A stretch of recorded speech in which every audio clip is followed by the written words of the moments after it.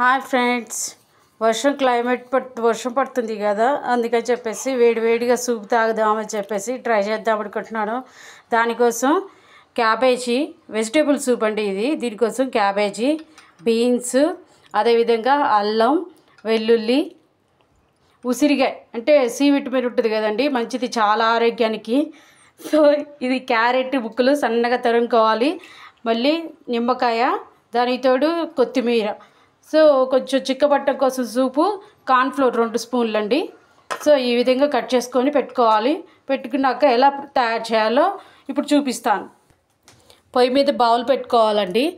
Bowl పెట్టుకున్నాక దీంట్లో oil కన్నా కూడా నెయ్యి వేసుకుంటే చాలా మంచిదండి. ఈ విధంగా నెయ్యి ఒక స్పూన్నర వేసుకోవాలి. ఇది కొంచెం వేడైందండి. సో దీంట్లో ఇప్పుడు సన్నగా తరిగి పెట్టుకున్న అల్లం, వెల్లుల్లి వేసుకోవాలి.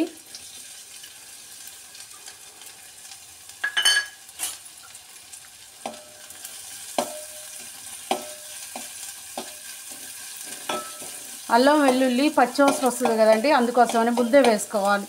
అప్పుడు ఈ నెయ్యిలో బాగా మరిగితే మంచి స్మెల్ వస్తుందండి. సో సూప్ కూడా చాలా టేస్టీగా ఉంటుంది, తాగటానికి కూడా చాలా హెల్తీగా ఉంటుందండి. ఈ అల్లం వేసుకుంటే అరుగుదలకు మంచిదండి. సో దీని తర్వాత ఇది కొంచెం వేగుతున్నాక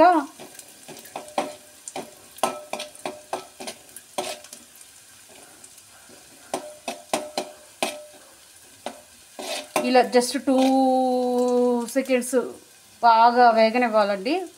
పచ్చివాసన అనేది పోతుంది. సో ఈ పచ్చివాసన పోతున్నప్పుడు క్యారెట్ ముక్కలు, తరిగి పెట్టుకున్న క్యారెట్ ముక్కలు వేసుకోవాలి.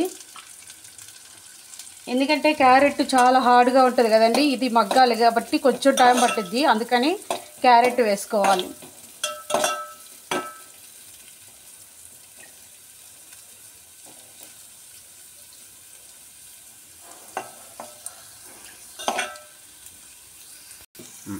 ఇది కొంచెం వేగుతుంది కదండి. సో ఇప్పుడు బీన్స్ వేసుకోవాలి. సన్నగా తరిగి పెట్టిన బీన్స్ కూడా ఉడకపోతే కచ్చా పచ్చాగా ఉంటాయండి, తినబుద్ధి కాదు. అందుకని చెప్పేసి వీటిని కూడా వేసుకోవాలి.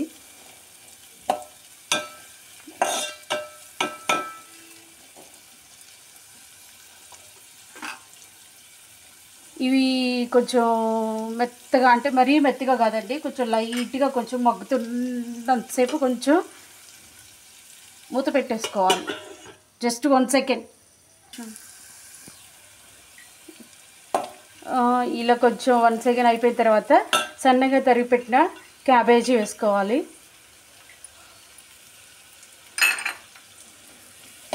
ఈ విధంగా కలిపేసుకొని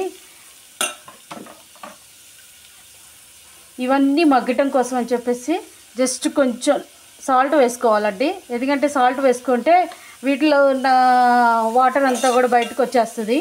సో కొంచెం కుక్ అవుతుందండి. సో ఈ విధంగా సాల్ట్ వేసేసుకొని కలుపుకొని జస్ట్ ఒక 5 మినిట్స్ మూత పెట్టేసుకోవాలి.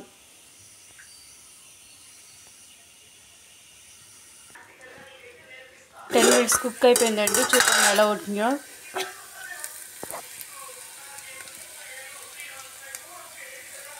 చూసారు కదండి, కొంచెం బాగా మగ్గిపోయినాయి. సో ఇప్పుడు బీన్స్ ఒకటి ఇలా తీసేసుకొని ఉడికిందా లేదా అని చూసుకుందాం. ఉడికిందండి. సో ఇప్పుడు దీంట్లో మన సన్నగా తరిగి పెట్టిన ఉసిరి ముక్కలను వేసుకుందాం. తర్వాత మనం దీంట్లో కారం వేయట్లేదు కదండి, స్పైసీ కోసం. సో స్పైసీ కావాలి కాబట్టి మనం దీంట్లో మిరియాల పొడి యాడ్ చేద్దామండి. కొంచెం 1 స్పూన్ మిరియాల పొడి యాడ్ చేసుకుందాం. సో ఈ విధంగా కలుపుకోండి.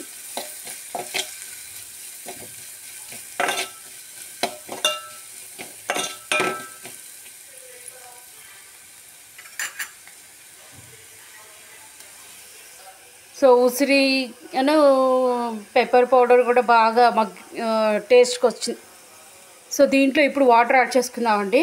సో మనకి మెజర్మెంట్ సరిపోతుంది కదా, ఎలా తెలుస్తుంది కదా, అందుకని చెప్పేసి నేను ఒక 3 గ్లాసెస్ యాడ్ చేస్తున్నానండి.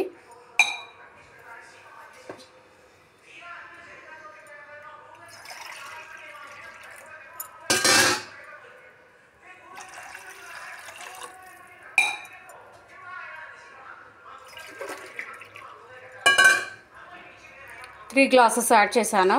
సో ఇంకొక హాఫ్ గ్లాస్తో మనం కార్న్ఫ్లోర్ కలుపుకుందాం అండి. హాఫ్ గ్లాస్ తీసుకొని హాఫ్ గ్లాస్తో ఈ కార్న్ఫ్లోర్ కలుపుకుందాం.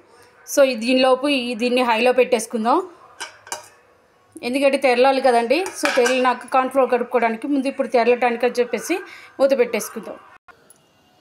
కార్న్ఫ్లోర్ 2 స్పూన్లు తీసుకుందాం అండి. దీంట్లో హాఫ్ గ్లాస్ వాటర్ పోసేసుకొని ఈ విధంగా కలుపుకోవాలి.